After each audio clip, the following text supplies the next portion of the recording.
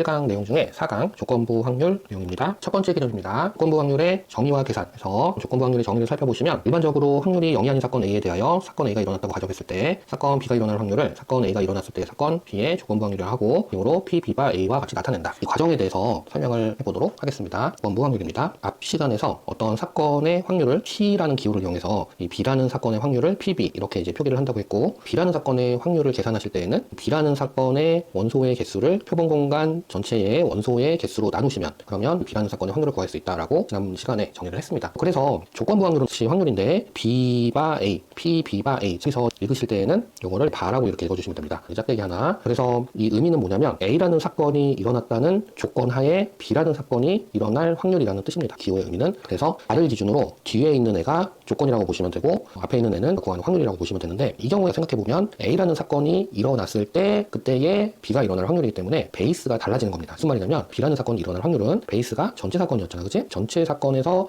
B라는 사건이 일어날 확률, 그러니까 B라는 사건이 일어난 원소의 개수로 전체 사건의 원소의 개수분의 B라는 사건이 일어나는 원소의 개수로 그 B를 확률이다라고 했는데 이 조건부 확률의 경우에는 A라는 사건이 일어난 상태에서 B라는 사건이 일어날 확률이기 때문에 베이스가 A라는 사건이 베이스가 되는 겁니다. 그리고 그 A라는 사건이 일어난 상태에서의 B가 일어날 확률이기 때문에 A 안에서의 B의 원소의 개수, 즉 NA교 B로 분자를 잡아주셔야 합니다. 그리고 요거는 분모 분자를 표본공간 S의 개수로 나눠준다고 한다면 분모 분자를 표본공간 S의 원소의 개수로 이렇게 나눠주시게 되면 확률 정의에 의해서 NS분의 NA는 PA라고 할 수 있고 그리고 NS분의 NA교 B는 교 B라고 할 수 있겠지. 확률의 정의에 의하여 이렇게 정리를 하실 수가 있는 겁니다. 그래서 결과적으로 기억해 두셔야 하는 것은 PB바 A, P, B바 A라는 사건이 일어났다는 조건 하에 B라는 사건이 일어날 확률은 A라는 사건의 원소의 개수분의 A교 B라는 사건의 원소의 개수로 구하시거나 또는 A라는 사건이 일어날 확률분의 A교 B라는 사건의 확률로 구할 수 있다. 이렇게 두 가지를 기억을 해주시면 됩니다. 다시 말하면 A라는 사건의 원소의 개수 분의 A교 B의 사건의 원소의 개수로 구한다는 이제 사건의 개수로 구한다는 뜻이고 이건 그다음에 이거는 그 사건의 확률들로 구한다 이런 의미라고 보시면 됩니다. 그래서 이것들을 다시 한번 정리하시면은 조건부 확률의 계산은 사건 A가 일어났을 때 사건 B의 조건부 확률은 이와 같이 계산을 할 수 있다. 그리고 이때 이제 A는 양수여야겠지. 네, 두 번째 개념입니다. 확률의 곱셈 정리입니다. 확률의 곱셈 정리 첫 번째 개념을 확인을 해보시면은 확률의 곱셈 정리. 지난번에 확률의 덧셈 정리를 배웠지, 그렇지?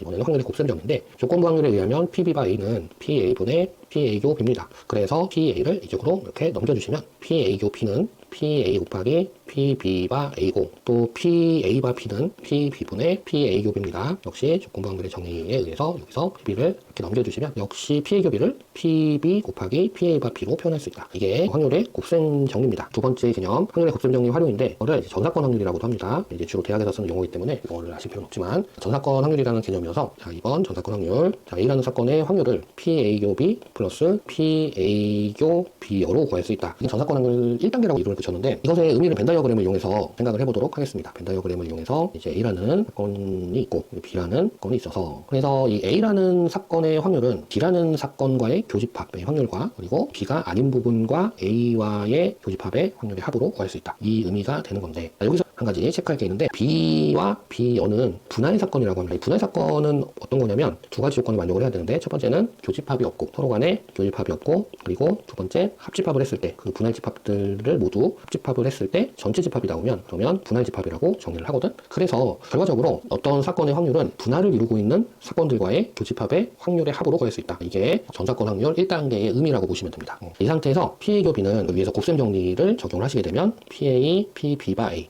그리고 PA교 B여도 PB여, PA바 B여로 표현할 수가 있겠지. 그래서 이 모양이 2번에 나와 있는 이 모양인 겁니다. 이렇게 나온 거라고 기억을 해주시면 됩니다. 세 번째 개념을 하나 추가로 소개를 하겠습니다. 베이즈 정리라는 개념인데 베이즈 정리는 교과 외 과정이기도 합니다. 교과 외여서 교과 심한데 수리노술이 많이 나오기 때문에 교과 심하여서 문제가 잘 되기 때문에 소개를 하겠습니다. 알고 계셔야 되는데 PB바에는 조건부 확률에 의해서 PA분의 PA교 B지. 그런데 이 PA를 전사건 확률 앞에서 정리를 한 전사건 확률의 모양으로 분할을 이루고 있는 사건들과의 교집합의 확률의 합으로 이렇게 구해주시고 그리고 나서 다시 곱셈 정리를 적용해서 최종적인 모양을 잡아주시면 그러니까 분모는 PB, PA바 B 그리고 플러스 PB여, PA바 B여 그리고 분자도 PB, PA바 B 이렇게 표현을 해주시면, 그러면 결과적으로 이 P, B가 A라는 확률을 이 식으로 구할 수 있다.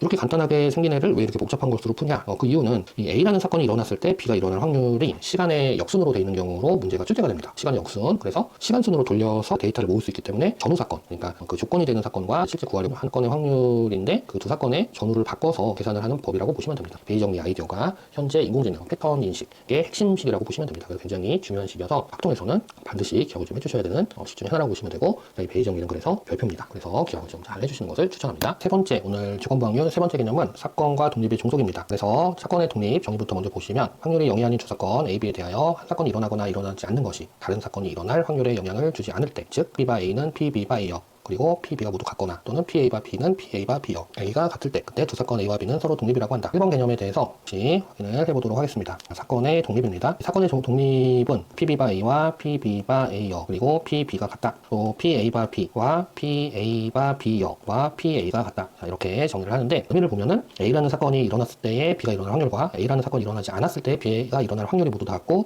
또 그 확률은 B가 일어날 확률과 같다라는 의미를 갖습니다. 그래서 역시 벤 다이어그램으로 의미를 이해를 해보도록 하겠습니다. 표본공간, 전체 표본공간 S가 이렇게 있고, A라는 사건이 이렇게 있습니다. 그리고 B라는 사건이 이렇게 있습니다. 그래서 A가 일어난 상태에서 B가 일어날 확률은 이 비율이라고 보시면 됩니다. A 안에서의 B의 비율과 그리고 A가 아닌 영역에서의 B의 비율이 같다면, 그렇다면 전체에서 차지하는 B의 비율도 서로 같다, 이런 의미인데, 개수적으로는 이런 의미를 갖습니다. A분의 B와 C분의 D가 같다면 A와 C를 더한 값분의 D와 D를 더한 값 의 비율도 같다라는 대수적 의미를 갖는데, 예를 들어서 2분의 1은 4분의 2와 같지. 그래서 분모끼리 더한 값 6분의 분자끼리 더한 값 3, 이렇게 해도 전체에서 차지하는 비율이 같게 되거든. 그래서 대수적으로는 이런 의미를 갖는다라고 보시면 됩니다. 두 번째 개념, 사건의 종속인데, 사건의 종속은 두 사건 A와 B가 서로 독립이 아닐 때 두 사건 A와 B는 서로 종속이라고 한다. 그래서 이 개념은 다시 말하면 사건의 독립, 두 사건이 서로 독립 사건이 아닐 때에는 두 사건이 서로 종속이다, 두 개의 서로 사건이 영향을 미친다, 이런 의미를 갖는다라고 이해를 하시면 됩니다. 그래서 3번 개념을 보시면은 3번 독립사건, 독립인 사건의 곱셈정리에 의해서 독립사건 판정법을 기억을 해주시면 되는데, 독립이라면 P, B바 A가 결과적으로 PA와 같아지 되게 되는 거지, 그치? 그런데 P, B바 A는 조건부 확률의 정의에 의해서 PA분의 PA교 B거든? 그러므로 두 사건이 독립이라면 이 PA를 넘겨주시면 결과적으로 PA교 B는 PA와 PB의 곱과 같다, 이렇게 나오는 것이 독립사건을 판정하는 방법이다, 판정법이다 라고 기억을 해주시면 됩니다. 그래서 두 사건이 서로 독립이다라는 걸 판정하실 때에는 A교 B의 확률과 A라는 사건의 확률 그리고 B라는 사건의 확률을 곱했더니 A교 B라는 사건의 확률이 나오더라, 같게 나오더라, 그러면 독립사건이고, 다르게 나온다 그러면 종속사건이다, 이렇게 판정을 해주시면 되는 아이디어입니다. 독립사건 판정법도 역시 중요한 아이디어 중에 하나이기 때문에 잘 기억을 해주셔야 합니다. 오늘의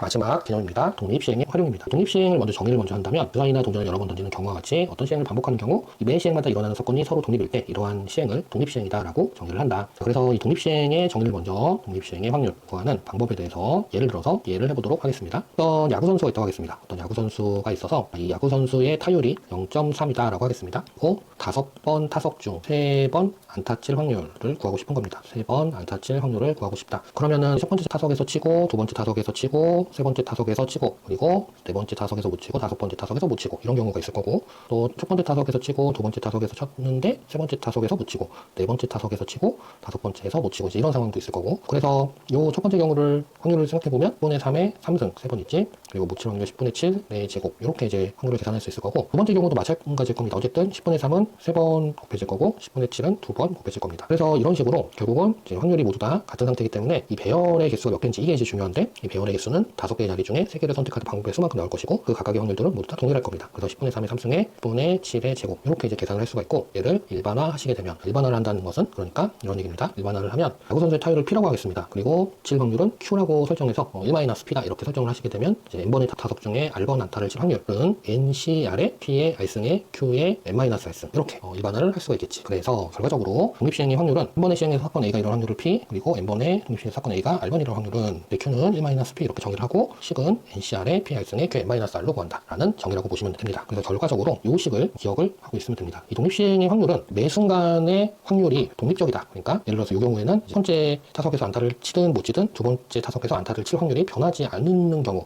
시행이 영향을 미치지 않을 때 독립시행의 확률로 확률을 계산을 한다, 이렇게 이해를 해주시면 되는 아이디어였습니다.